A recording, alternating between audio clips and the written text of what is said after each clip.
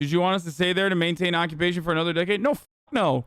No, I am full-blown in support of a complete pullout. I don't have a problem with that at all. Oh, sorry. Let me just say it with my entire chest. No, America should have, 1, never gone into Afghanistan, 2, never occupied Afghanistan for 20 years, and 3, should have pulled out immediately 20 years ago, but they didn't. But anytime, the Turkish people have a saying. Zararın neresinden dönersen kârdır. No matter which point you turn away from a loss, that's profit, okay? The United States never pulls out, motherfucker.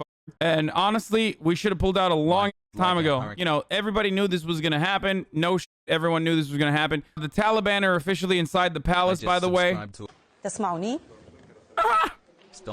Just chilling, dude. It's nice of the United States government and our tax dollars to like give them such wonderful weapons, though. You know what I mean? They're playing airsoft with like anti-material rifles and shit that we just left behind in the bases. Looks like hogs on January 6th. Well, I mean, the difference between these guys and the hogs is that they have. So the funny thing is, let me just give you guys a couple different things. 1, these group of individuals, or at least they're like older versions, were directly funded by the United States of America. They were funded by the United States of America as a loose association or loose coalition of mujahideen fighters that we regarded as brave, and Reagan even fucking had at the White House, because they were fighting against the USSR. There was slated to be a socialist revolution in Afghanistan. USSR came in, a lot of minerals in Afghanistan. It's very, very dense with minerals, natural resources, ripe for extraction. So then we were like, oh, these guys are wonderful. Let's give them all the guns. Let's train them. They'll fight the USSR. So they did. And they thought at the time, like, this will be the USSR's own version of Vietnam. Of course, the irony is it became our version of Vietnam later down the line. So those guys basically were like, all right, thanks for the guns and stuff. Now that the USSR is gone, well, I believe it's now time to, you know, fucking purge the Americans as well. So, because once, you know, 9/11 happened and it was reported that the Afghan Taliban, which at the time I think like ran 40% of the country in Afghanistan, they were holding on to, they were welcoming Osama bin Laden into their homes. At that time, we were like, all right, give us Osama bin Laden. They were like, oh, we can negotiate, but, you know, it's not our custom to give you a guest of ours. You know, we can't do that, whatever. And they were like, all right, fuck it, YOLO. Time to go into Afghanistan. So we went in, and everyone, 90% approval at the time during the original invasion. 90% approval rating from Americans. So, because, you know, we're fucking psychos and we're horny as fuck. We're like, we need to see blood. Blood for blood, you know, blood for the blood god. So when that happened, you know, they purged back the Taliban originally, a lot of fucking fighting, a lot of war. And then for the past 20 years, like, the Taliban sat around, kept fighting the Afghan forces, kept fighting the American military, and their ranks kept growing and their influence kept growing. Because, like, in a lot of instances, our goal in Afghanistan was to withdraw the troops and then train the Afghan forces, right? But like, not really. Okay, we put a fucking puppet state in a position of power, and we literally just decided, you know, whatever, we'll just like, you know, throw some money at the fucking problem. We'll just go to all of the fucking surrounding like regional warlords, some of which were pro-Taliban, some of which were not, and give them money. Like literally bags and bags of money, okay? Don't build roads, don't build schools, don't build infrastructure, don't build like a robust network for Afghan people to actually, you know, survive and thrive. Don't allow for like a genuine democratic revolution to occur. Just literally throw money at the fucking problem. And when I say literally throw money at the problem, this is, I know I am very liberal with my usage of the term literally. I mean like actual bags of fucking cash. And there are probably veterans in my chat that if they toured Afghanistan, they know exactly what I'm saying. Like they would just literally fill up a fucking bag of dollary dues and give it to a fucking warlord and be like, please look the other way and don't shoot at us. But the point I was going to make is the main difference between these hogs, and they are hogs, they are fundamentalist militants, and our hogs is that they're more successful. That's it. Like they have more energy. They have better training, better guns. They are exactly the same with respect to their fucking worldview. Don't get me wrong. Literally the same. Like they are also not, you know, fat. there's one thing, because, you know, they're working out a lot. Probably know how to shoot better, too. And they were able to do a January 6th insurrection and, you know, take over the fucking government officially. So that's where we're at now. They also do dress cooler, even though they have zero fucking, like, literally all these motherfuckers are wearing flip-flops. Not a single boot, dude. Every time I watch these videos, I'm looking down and they always wear flippy floppies, which is like insult to injury. You know what I mean? Like, you occupied a country for 20 fucking years. Every single fucking military member was like wearing 80 pounds of fucking gear, okay? Getting heat strokes and shit. Eating MREs. Wearing like the nicest fucking boots. And the motherfuckers wearing flip-flops who herd goats literally took over the country in 72 hours, dude. 72 fucking hours. They were literally just, they all wear flip-flops, dude. They were like, yeah, whatever, bro, we are taking over. Like, that's so disrespectful. The amount of disrespect. So yeah, not like they had to fight for it. No, they literally did not. You could say, someone could say they were fighting for it for 20 fucking years. Why didn't the Afghan troops fight? Why would they? Are you fucking dumb? These motherfuckers have been fighting the American military for 20 years. No shit they weren't gonna fucking fight, dude. No shit. Why would they fight? This is what Americans don't understand. For some weird fucking reason, they're like, why won't they fight against the Taliban? I don't know. Maybe because they look like them, dude. Have you thought about that? Maybe. From their fucking worldview, they're like, I'm not gonna fucking die for this shit. This is better than fucking America being up our asshole. Whatever. New boss taking over the old boss. That doesn't mean the Taliban is good, because they're not. But why the fuck would they be like, all right, well, you know, my region has been operated by this pedophile warlord that was getting money from America, and now it's gonna be operated by this other pedophile warlord who is a part of the Taliban. Here's the Taliban statement. So I'm gonna tell you what they are saying, and I'm not gonna give you seasoning on it, and I don't want you to fucking be like, oh, I can't believe he's agreeing with the Taliban or anything like that. But if you do not go to Western media, and if you actually go to like Middle East Eye, or if you go to like Al Jazeera, and you get like an actual unseasoned version, like a direct fucking firsthand what the Taliban is saying, you will hear a very different attitude or a very different rhetoric from them. Not saying that you should believe what the Taliban is saying, but right now, their number one concern, or what they are claiming that they will not do, is murder any of the fucking people that worked with the American government. I don't know if that is going to be the case or not, obviously. But the Taliban statement right now is ordering all forces to not enter Kabul. They want a transition process. They're promising no retaliation against civilians or military. All are forgiven. Everyone should stay at home. Yeah, they're saying stay at home because COVID is a big problem. So what they originally said when they went to the fucking gates of Kabul, or like they surrounded Kabul, what they basically said was, we're not going to go in. You know, you can maintain security there. You don't have to fucking run away. We're not going to do anything. We just want to peacefully take over the country, right? And then the Afghan security forces that were there were like, fuck that. And they just literally ran away. So then the Taliban said, okay, well, now we have to enter Kabul to maintain security and peace so that looting doesn't happen. But that's why when you see the images, like, they're just fucking chilling and taking photos and shit, and they're not shooting at motherfuckers because they took over. It's their government now. That's a Herman Miller, by the way. Me and the fucking Afghan government have the same chair. But it's Kabul, the capital, that we're focusing on now. Taliban fighters have entered the capital through its 4 main gates. The US has been the last of its diplomatic staff, sending helicopters to fly them from the embassy in the city's green zone to the international airport. EU diplomatic staff have also been evacuated to safe but undisclosed locations. All this guy does is bitch and talk any solution whatsoever. What a fucking guy. Listen, motherfucker, that's what you get to do when you are right, okay? That's it. What do you mean? Solve the Afghan conflict? Like, what can I do? Only thing you can do is sit back and wait until the fucking Afghan people inevitably try to overthrow the Taliban if they wish to do so. That's literally all you can do. There's nothing else. Like, this notion that, like, we're supposed to fucking solve it by, like, you know, pressing on one side of the fucking scale is idiotic. It's literally the reason why we're watching this right now.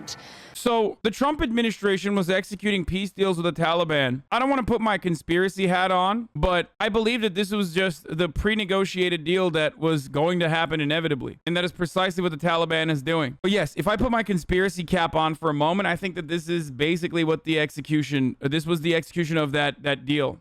This is Dostum's mansion in Afghanistan, by the way. Let's see what his mansion looks like.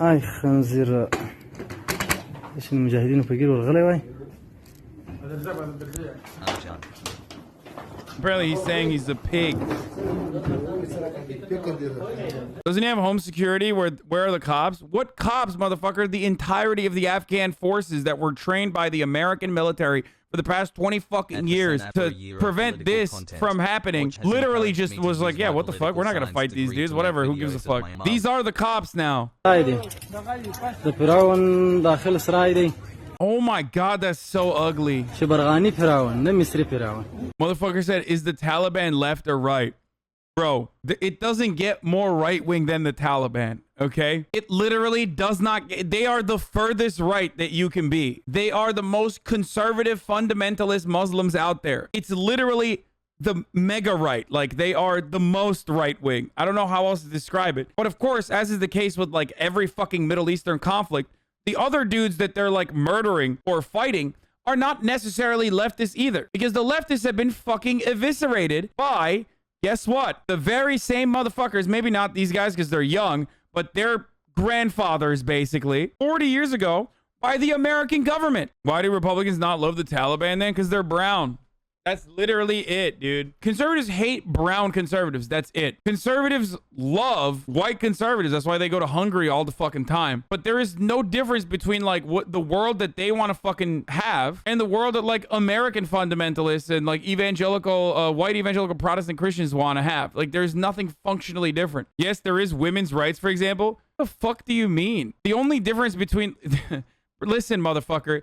If you think white evangelical Protestants give a fuck about women's rights, you're delusional, dude. They are tackling the issue whichever way they can, adjusted to the current material conditions here in the United States of America. That does not mean that they fucking love women's rights. Like, that's insane. They literally have historically opposed women's rights and still do to this day. They are not controlling women to the same degree. Rape, forced marriage, not allowed to work.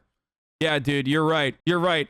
Evangelicals never would do rape or forced marriages or stop women from working. You're totally right. Not to the same degree, certainly, but you're out of your mind if you think that they are not doing all of those things. This morning, the Taliban releasing this video appearing to show people lining the streets and cheering as their troops drive unopposed into Jalalabad.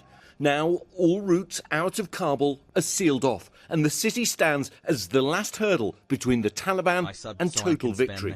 Millions of Afghans here in Kabul are bracing for the militants to take over. I'm just saying, perhaps the people of Afghanistan would have been more happy with the fucking Afghan government if it wasn't literally a fucking puppet state that the American government put on top of Afghanistan as they work to build infrastructure rather than just like ship their own fucking pedophile warlords back into Afghanistan that the Taliban had originally purged, or even in some instances literally pay the same Taliban warlords to just look the other way. As I mentioned already, this is the reason why for many people, especially outside of like Kabul, they see it as like, yeah, whatever, this might be fucking stability. Not that it's a positive thing though. For the overwhelming majority of like Western focused engineers, doctors, you know, college educated women, shit like that, of course, this is devastating. Like, this is devastating because the Taliban is going to come in and be like, Sharia, motherfucker, let's do it. What? Taliban riding bumper cars in Herat after capturing the city. Wholesome. What the fuck? My man said wholesome. They're just doing bumper car shit, dude. Taliban drippy as fuck though. Yeah, no, they were rolling in, dude. Okay, see, these are the guys that actually have the shoes. That's how you know. High command, okay? Because I was watching the fucking videos. WDF. Most of these motherfuckers were wearing flip-flops, okay? I mean, they weren't wearing flip-flops, but they were wearing slides. This is what remains of the U.S. presence in much of Afghanistan. The hollowed-out skeletons of sprawling military bases, now under the control of the Taliban. Once there were hundreds of U.S. and NATO troops at Fob Andar in Ghazni province. The last Americans left a couple of years ago, but their memory still lurks, ghost-like. It's just so strange to see this, you know? The Taliban granted access to CNN along with award-winning Afghan filmmaker Najibullah Qureshi, keen to show off the spoils of war. So we're just arriving at another U.S. base, and already I can see a large number of military vehicles over there. According to the Taliban, Afghan forces here surrendered 3 weeks ago when their food ran out, leaving weapons and ammunition and more. When the Americans were here, were you and your men attacking this base a lot? Yes, many times we attacked this base when America was here. We did operations. We were using IEDs. The Americans had their helicopters, weapons, and tanks on the ground, but we Mujahideen resisted very well. Now they roam through what's left of the Tactical Operations Center. Anything of value will be stripped down and sold. Walking through what's left. Which is literally what the Afghan security forces were slated to do the moment that fucking America left Afghanistan too, by the way. To whoever will buy it, in a lot of instances, the very same mujahideen that you are seeing on your screen. There was a massive concern from the American security forces on the ground that, like, every time we give these motherfuckers guns, either they're like shooting it randomly when they shouldn't be, or they're literally fucking selling it. And then all of a sudden, we're giving the homies guns, and then next week, the fucking Taliban are shooting back at us with the guns that we gave the fucking security forces. Left of these American bases, you have to ask yourself, what was it all for? America's great experiment with nation building now vanished. Isn't she scared of these dudes? I would have pissed my pants. No, dude. Wait, why? They desperately need positive fucking PR. I think people unironically think like these people don't have like an ideological position or what they want. Yeah, they're fucking psychos. But as you can see, they're capable of fucking holding back in front of CNN more so than the American version of the Taliban, okay? The Taliban motherfuckers, the chuds in America, react disproportionately and worse to the fucking presence of CNN than they do because they understand like we need some fucking positive PR right now. They have like... You guys don't understand, like, this is the new normal in Afghanistan. I keep trying to fucking explain this to you, but you're like, yesterday's fucking terrorists or freedom fighters or whatever the fuck you want to call it are going to be today's politicians. This is how it works. The only difference is, like, I'll tell it to you like this. Dan Crenshaw was a fucking military member, and now he's a congressperson. The way that it works is the same, okay? This is literally the fucking same. It's just that they don't have a standing fucking army. So in their fucking eyes, like from the point of view of the Taliban defenders, that's it. They fought a war that they thought was just and honorable. They purged the fucking imperial forces or whatever the fuck. And now they have successfully captured the Afghan government. And now these motherfuckers that you see that have like social media people and PR people are going to run the Afghan government. I don't know how to describe this in any other way. Our beautiful operators either join the government or make racist coffee? Exactly. Well, these guys are a bit more successful. It's our belief that one day Mujahideen will have victory and Islamic law will come not to just Afghanistan, but all over the world. We are not in a hurry. We believe it will come one day. Like, people hear this and go, oh my God, that's so scary. It's like, yeah, what do you mean, Monka? What do you think he's gonna do, bro? Really? Overtaking an abandoned American base from a bunch of fucking cowering Afghan security forces is a little bit different than fucking spreading jihad all around the world, okay? Shut the fuck up, chat. Stop fucking Monka-essing with some dude with some fucking psychotic ideas. By the way, this is a convenient and fun moment to also mention that, like, you know, George W. Bush and even American generals at the time of the original invasion literally said that this was a holy war. Many Republicans unironically believe that, like, there is a holy war between the ungodly folk, the, you know, Muslims, versus the godly folk, God's chosen people, the Christians. So, you know, newsflash, but like just a lot of similarities between these fucking psychos and our psychos here. It's just the difference is these psychos know how to shoot and, you know, got training from the American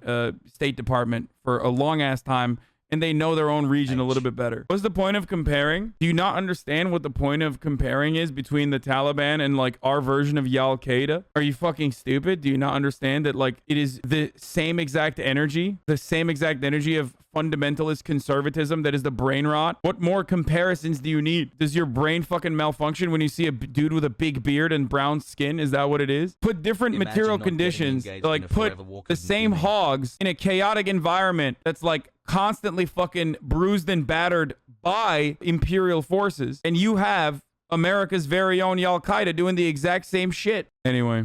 Then The difference between that Taliban and this Taliban is that the Taliban of 2001 were... This is my favorite thing, by the way. They've like rebranded, right? They rebranded and now they're like Taliban 2.0. Yeah, they did. This is what I was trying to show you guys, or trying to tell you guys, that like, they're like, hey... Dude, we got a new leaf, dude. New leaf, dude. New tree, dude. New branches, new trees, dude. Taliban 2.0, dude. Women, you can go to school, dude. You know, you stay in the kitchen, dude, but you're in the school. They're saying that they're gonna let women have liberties. A lot of people are concerned that if the Taliban takes power again, women's rights will move backwards. How can you guarantee that women's rights will be protected? We assure this to people all over the world, especially the people of Afghanistan. Islam has given rights to everyone equally. Women have their own rights. How much Islam has given rights to women, we will give them that much. That is not a lot, okay? At least their interpretation of it. Clearly open for interpretation. Next to the mosque, we find a classroom of young girls. But their teacher says they will only receive religious education. Oh my God. They're literally doing... Dude, this is awesome. Neoliberalism is such fucking gigantic brain rot. I swear to God. They're literally doing branding. This is their own version of PR. They're actually doing PR to a Western audience, dude. They think this is going to be successful. It's not, because newsflash, people literally don't think you're a human being. So it doesn't, you know. Let me tell you, bro, we are the new Taliban. And what we are doing is we are teaching our women, okay? We are teaching our women religious education only, but we are teaching them, look, bro, these are girl bosses, okay? These are girl bosses. They are gatekeeping. They are slave queening. They are doing this in the name of Allah, of course, but they are doing girl boss shit. Oh, here, I wanted to show you the Kabul airport. Another Saigon moment. Chaotic scenes at Kabul International Airport. There's no security.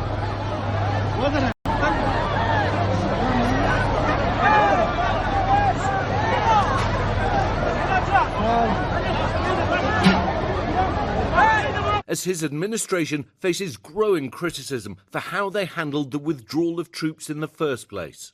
Most people I've spoken with generally feel as I do, and that is that as much as we'd like us to leave Afghanistan, the way that we're choosing to do it right now is a mistake.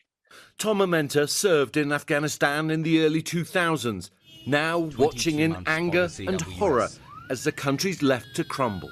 We are about to cede control to the exact organization that harbored Osama bin Laden and allowed him to plan, coordinate, and execute the attacks of 9/11. Only now they've had 20 years of experience. Dude, that's insane, dude. They did it. The Taliban didn't do 9/11. What the fuck? We've just completely fucking girl boss gaslit the world into thinking that, like, literal goat herding pedophile warlords did 9/11. Like, that's insane, dude. What a fucking psychopathic fear-mongering justification for never-ending war. Oh my God. No, he said they harbored him after Al-Qaeda did 9/11. And then he also implied heavily that, like, now they have more training. I'm just going to casually post this, by the way. Just for no reason other than, I mean, there's probably no reason. I don't know why I'm showing this, but we're totally valid for maintaining our presence in Afghanistan. You know what I'm saying? Totally valid for 20 years. What's the difference between Al-Qaeda and Taliban? They're different militant groups with different opinions and different ethnic backgrounds, different countries that they're from. They branch out of the same kind of American training. They branch out of, like, the Mujahideen, okay? But different branches. Unless, you know, you see brown guy, must be the same, brother. I want to share with you a story from a 2011 trip to Afghanistan that perfectly encapsulates why our mission there was flawed by design and why, despite the heroism of our soldiers, it's time to leave. Read the whole thing, it's worth. I was there with a bipartisan House delegation. We wanted to get outside of Kabul to see Obama's surge in action.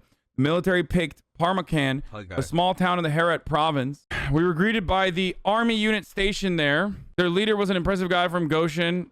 These guys were badass, rightly proud of having run the Taliban out of town. They introduced us to the village elders, and we set off to a tour of the town. The elders told us that the Taliban used to come into town and steal their crops. Now with the U.S. Army protection, the farmers could harvest in peace and sell their crops at market prices. The Taliban were still their customers, but at least now they get paid thanks to the U.S. As we walked, we noticed the fields were filled with gorgeous, colorful flowers. We asked the elder what this crop was, the one they now sold to the Taliban. Poppy, he said without hesitation. I turned to one of the Republicans on the trip, to Kensinger, and said, so the U.S. is here protecting the heroin trade that provides the Taliban with an income to continue the insurgency we're supposed to be fighting? This was the U.S. in Afghanistan. Our presence there was a recruitment boon for the Taliban. This is 100% true, by the way. Other times, like in Parmakan, even when we won, took territory over from the Taliban, we were losing, safeguarding their income. From the start, the mission was flawed by design. Except Chris Murphy, who once very famously said, God damn it, we can't even fucking coup d'etat Venezuela right. What the fuck is wrong with this administration? Can't we just have a little soft coup? What the fuck is wrong with you guys? That was the mission. The mission was never failed from the start. That was literally the mission. That's how the mission was. And that's been the mission. I mean, narcotics trade is like kind of the bread and butter, dude. That's kind of our bread and butter. We do this shit everywhere, all the time. I went to Afghan to protect the poppies, then came back and the VA prescribed me opiates. What I'm talking about, brother. What do you mean? Have you read this person's account of Afghanistan? I deployed there twice, once in 2008, once in 2009. It was already obvious that the Taliban would sweep through the very instance we left. I know how bad the Taliban is. I know what they do to women and little boys. I know what they're going to do to the interpreters and people who cooperated with us. It's awful. Afghanistan is a dusty beige nightmare of a place full of proud, brave people who do not fucking want us there. We called them Hajis. And worse, they were better than we were, braver and stronger and smarter. I remember going through the phones of the people we detained and finding clip after clip of Bollywood musicals, women singing in the fields of flowers. Rarely did I find anything incriminating.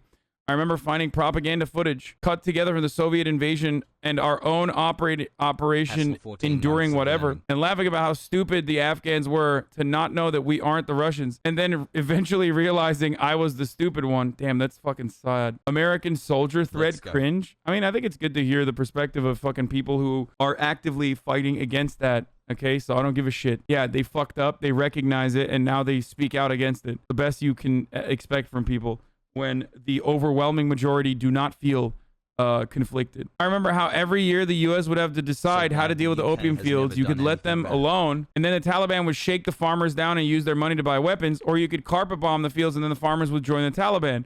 Or you could give the farmers fertilizer as an incentive to grow wheat instead of opium poppy, and the farmers would sell the fertilizer to the Taliban, who used to make explosives for IEDs that could destroy $1 million MRAP and maim everyone inside. I remember we weren't allowed to throw batteries away because people who worked on the base would go through the trash and collect hundreds of dead batteries, wire them together so they just had enough juice for one charge and then use that charge to detonate an IED. Very resourceful, the Taliban are. I remember the look on my roommate's face after she got back from cutting the dead bodies of 2 soldiers out of an HMMWV that got blown out of an IED that I always imagined was made with fertilizer from an opium farmer and detonated with 100 thrown out batteries. I remember an Afghan kid who worked at the DFAC cafeteria who we called Cowboy, always wore this cowboy hat and an I'm with stupid t-shirt someone had given him, always with a big smile, high school age. Cowboy was a good student and he wanted to go to college in America, but there weren't colleges that took Afghans. The education system was too shit. No program to help kids like him. I looked. I wonder if he's dead now for serving his food and dreaming of something different. Jesus Christ, that's dark. But if Cowboy is dead,